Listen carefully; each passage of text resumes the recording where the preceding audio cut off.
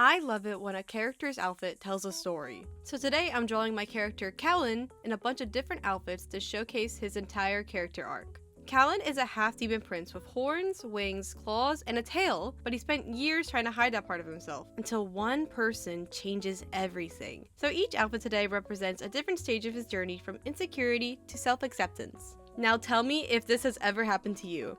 You're drawing and designing a character, and you're liking how it's coming out. Everything's going well when all of a sudden you look at the design and realize you don't really like it. What do? That's the beauty of art. Sometimes your taste or preferences changes over time, and that's normal. Sometimes we get an idea, but see something better that makes you go, why didn't I think of that? And that's kind of the topic of today's video. The character of today, Callen, is one whom I absolutely adore, but I've been mixed on his outfit. I made a video about him in his story, which you should totally watch, but I fear that in his debut episode, I didn't properly tackle his personality and complexity. Over half of that is also due to coming up with new ideas over the months and changing a little bit of his backstory piece by piece. Also thanks to you guys!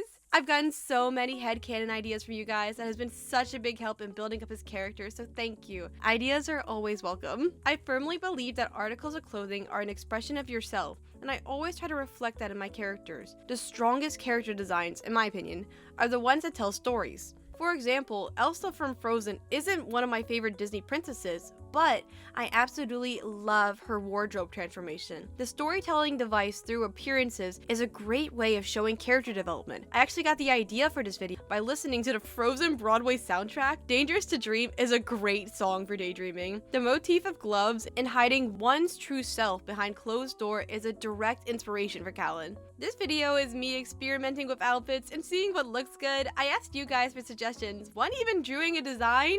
Thank you so much. Oh my gosh, it looks great. I love you. Thank you. I'm not the best at designing outfits, so lots of these were random sketches using Pinterest for some random inspirations or other video games. One is a direct inspiration from Twisted Wonderland, but it's kind of a spoiler, and I don't want my friend who's watching this to get spoiled for Twisted Wonderland, so I can't show the image. I hope this is a more laid-back vibe as I just draw, throwing ideas to the wall and see what sticks, and just talk about Callen and the shift of personality he makes from Act 1 to Act 2. First, I'm going to explain the basic premise of the story of Callen's world. I did give it a proper name, thank you guys for the suggestions. The story is called Rerouting. My brother befriended the final boss? It's a long title since the story is kind of a spoof off classic isekai anime. Callen experiences a big personality shift from Act 1 to Act 2, and thus will tackle each act separately so as not to garner confusion. He technically has a past personality due to lore reasons, but we'll get to that later.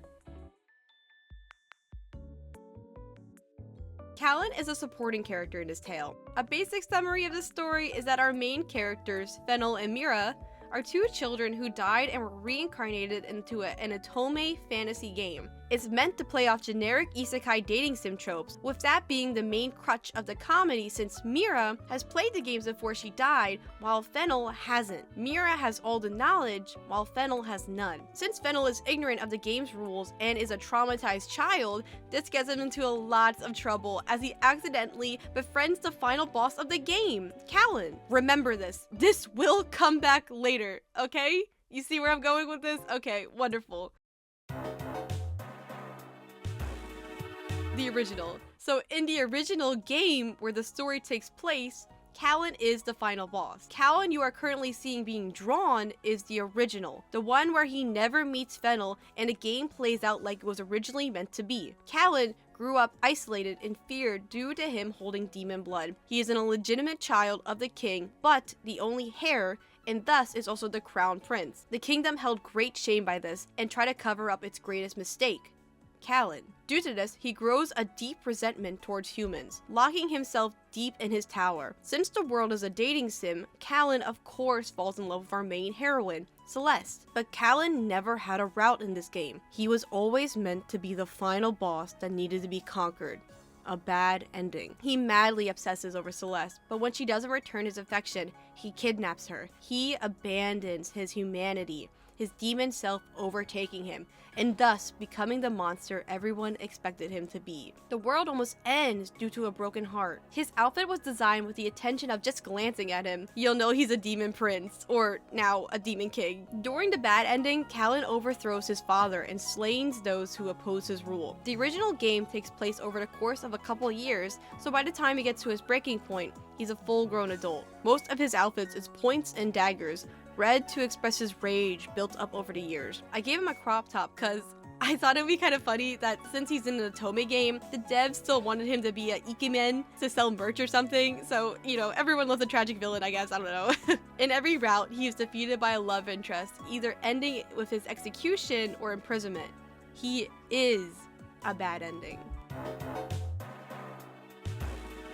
Okay, so Act 1 Callen is an interesting case. When we first meet him, he is still in his original personality, en route to his bad end. He's a child around the ages of 6'7", but that factor is still, but that factor I'm still debating. He's extremely cautious of humans, assuming anyone who comes close is due to his title. Callen is the kingdom's dirty secret, discussion of the half-blooded prince being one of extreme taboo. Royalty and even servants are fearful of the child, only coming at arm's length under extreme necessity. Due to this, he is extremely isolated. Callen knows the disgrace his birth had on the kingdom, and thus does everything in his power to prove himself, sometimes to the point of overcompensation. He's incredibly mature for his age, at least to him. He tries so hard to appear regal and elegant, in the hopes he'll earn his father's approval. Callen is afraid of himself. Since demons are a rarity in this world, not much is known of their race or their powers. His mother died shortly after his birth, and the king refuses to discuss any information regarding about her. So Callen has nothing more than the short passages in books and his continuing growing body to learn just what he is. He is greatly ashamed and embarrassed of his demon side, horrified any time something new grows out of him. He tries to cover up any non-human part of him. One part of my previous video I regret is not going in depth of this aspect of his character. As Callen grows, his demon self grows with him. He was born a somewhat normal baby, maybe a little purple, but overall somewhat normal. His horns, claws, and eventual wings all start to grow as he gets older, and it terrifies him. His fingers start turning black, with his nails forming into daggers, all due to the rising dark magic inside him. Nobody knows how to teach him to tame the unkept darkness in his heart, so it just builds and builds until it starts leaking into his interior. Glove, headpieces, and capes are important factors to his design and character. I kinda got carried away drawing his headpieces. I based them off medieval ones. Some of them make it look like cat ears, so I thought that was cute. Little veils are a little nice touch. Makes him look like a princess. Rumors spread that if one touches the skin of the demon prince, great tragedy falls upon them, and thus nobody dares to step foot in front of his radiance. The gloves are meant for Callen to quell the nerves of his servants, his demon germs never touching anything. Callen has been so neglected and disrespected all of his life that he believes the rumors. When he got sick as an infant, a nurse was sent to check on him, but mysteriously got sick shortly after. Another time, he was playing with his pet and got carried away, accidentally bumping into a maid in the corridor. Later in the day, the maid fell down the stairs and was badly injured. What was a mere series of unfortunate events were the seeds of paranoia for the young prince. Ever since then, he remained distant. He is absolutely terrified. Physical touch is an important aspect to Callen's character. To touch using gloves is one thing, but bare skin? Unthinkable. Due to this element, he is touch-starved. In his debut video, someone gave him headcanons of that being his love language. Quote, he once asked a servant about how to show someone you care about them, to which the servant labeled the main types of love language. Callen was quickly fascinated by the idea of physical touch because of the fact it's physical proof that you care about someone. I love that headcanon so much that it became a major factor of his character. Thank you for that. If it wasn't obviously noticed by now, I'm not going for historical accuracy when it comes to Callen's outfit. It's a fantasy world, so I wanted it to not reflect our own. It's meant to be mythical, and I thought Callen's outfit should reflect that. The story was always meant to be a sort of spoof/homage to classical Otome games, a little cheesy, but purposely meant to be endearing. But like, some of the cast is meant to look like a Party City bootleg character of a prince. Like the terrible ones you'd see at like a Renaissance fair. Do you understand? You get the do you see the vision? Like it's meant to look stupid.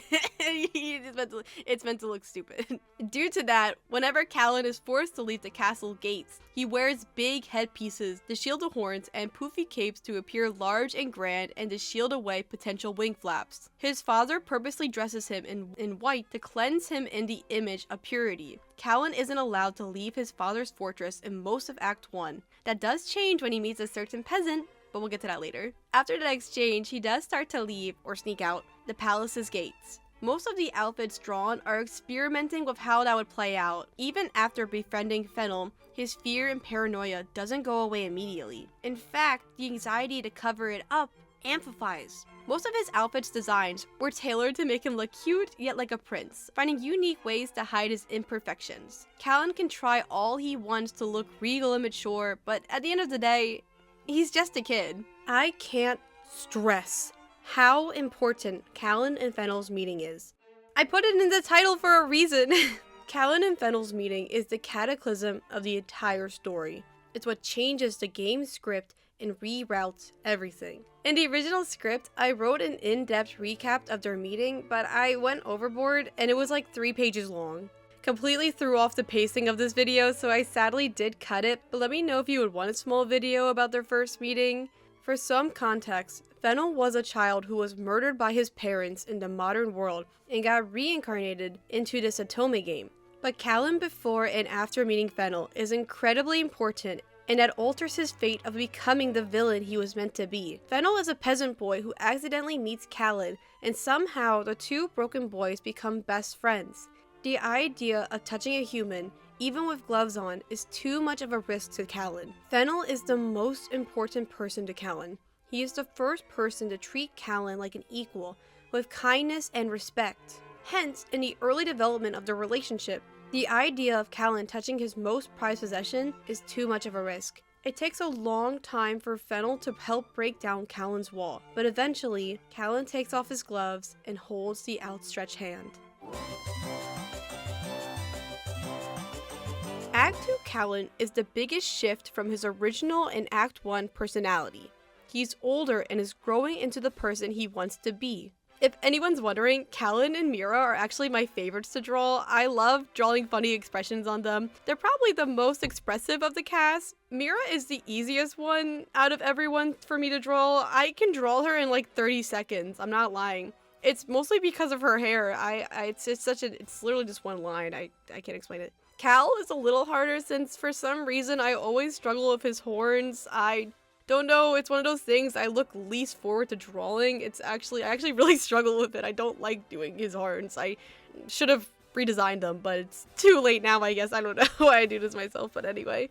Callen Act 2 is such a redirection from his original self. What makes him even more interesting is that he still holds some traits of his old self. The only difference that they are redirected towards someone else. Fennel and Celeste's role are basically swapped. Callen ultimately becomes obsessed with Fennel. As I previously said, he commissions artists on the daily of Fennel, like he can fill a whole museum with them. He prays daily to shrines of Fennel he built for good health. He keeps track of his schedule so that he knows where he is at all times. Just to be clear, this obsession is meant to be played as comedy and not a stalker/yandere vibe. Think of it more as a fan of an idol. If there was a modern day AU, Callen would 100% do oshikatsu and take photos of Fennel acrylic stands. You know, shout out to my Oshis too, you know. Fennel is literally a god to Callen. He is his everything. Fennel doesn't mind. He knows about Callen's collection and is quite flattered by it. In Fennel's previous life, he grew up without love, so to have a friend with so much love to give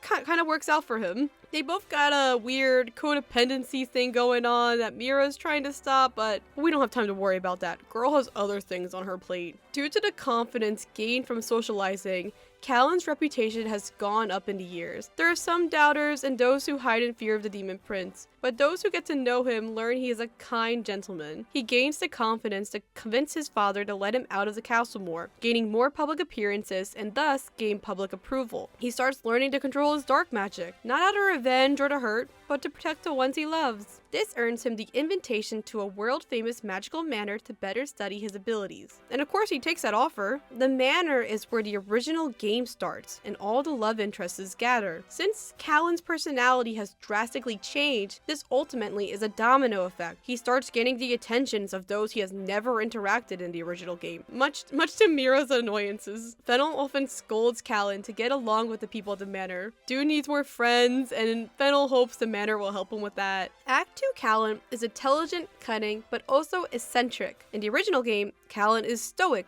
silent, and resentful character who is held back by bodyguards. The only time he is happy is when he falls in love with Celeste. We don't have to worry about that anymore since Callen has his best friend in the whole wide world with him at all times. The relationship between Callen and Celeste is so drastically different that the idea of them being in a relationship right now would cause them both to laugh out loud in utter disgust. I wouldn't say they have like a sibling bond, but that's kind of similar where they both kind of just like tease each other and poke pranks. Like he's the friend of her friend, you know what I mean? Like they get along, but they kind of like get on each other, you know what I mean? Like they're just silly. It's if Callen were to find out he was in love with Celeste in a previous life, he would absolutely be repelled and absolutely find that hilarious. He would be repelled by the other thought of him being in love with someone other than Fennel, basically.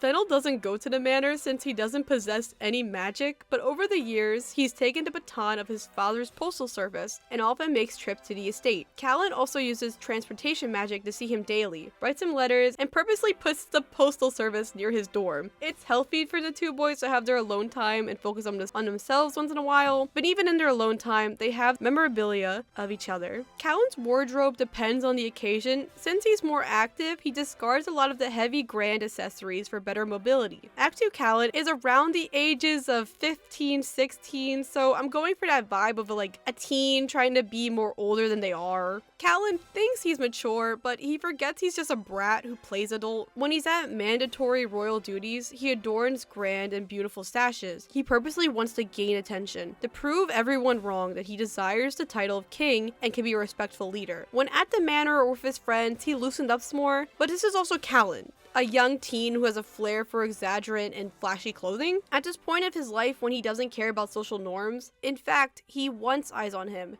He wants the attention.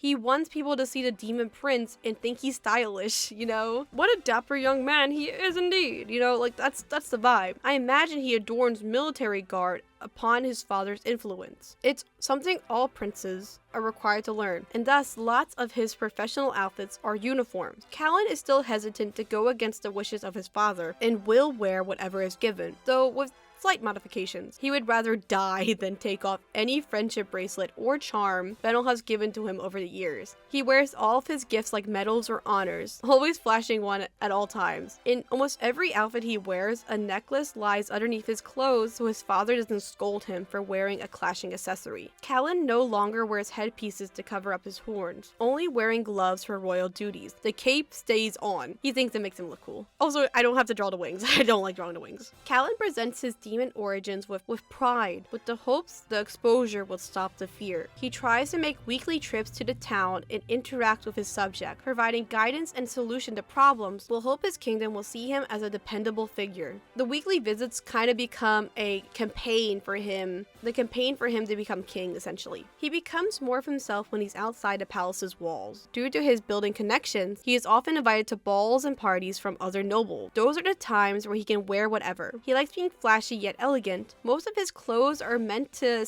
give off the vibe of Demon King, much to Mira's terror, but Callen just thinks it makes him look mature. He also wants Fennel to compliment him, so that's a plus. I like to imagine Callen always tries to one-up himself with these big, flamboyant outfits to impress Fennel, only for Fen to go, "You always look nice. Better luck next time, dude." There is one secret Callen withholds from Fennel, the one Callen holds deep in his heart. While he has gained newfound confidence for his demon parts and pride, he still can't unshake the fear. Dark magic is rare, and thus nobody knows its true complexity. The darkness in his hands has grown further and further up his arms. It terrifies him when he can't control. As the arc passes, he slowly accidentally wilts back into the shameful young boy he was, putting on the gloves he once resented back on. Fennel takes notice, but when pressured on it, Cal quickly dodges the question and just says he's cold or has royal duties he's attending. Fennel doesn't believe him. As the years pass, his magic grows stronger and stronger, and the clock starts ticking on how long he'll take to grow to accept that. And that's a wrap on dressing up Callen. This was a fun little challenge to do. I had a lot of fun doing it. Let me know if you guys want me to do any other characters of the cast or have any headcanons for him. I always love reading them. What was your favorite outfit of the bunch? And are there any outfits you think would suit him? I would love to know. Like, I think if I do create a next one, I might dress up Fennel, draw him a matching outfit. I wanted to end this video on him swapping Fennel and Callen's outfits. I thought that'd be cute. Fennel would think, this is fine, but it's a little big on me, I guess. It's whatever. While Callen's, like, having, like, a full-blown, like, fangirl moment. He's like, oh my god, close with my Oshi. Oshi moment. Oshi Katsu. He's Oshi maxing or something, I don't know. Or let me know if you want me to maybe do Isadora. I know that girl has a lot of outfits in that closet, and I would be so crazy to draw her. Thank you again for those who did the outfit suggestions and in comments, and thank you so much for drawing it out. Oh my gosh, I was like, I love that. It made my day. Thank you so much.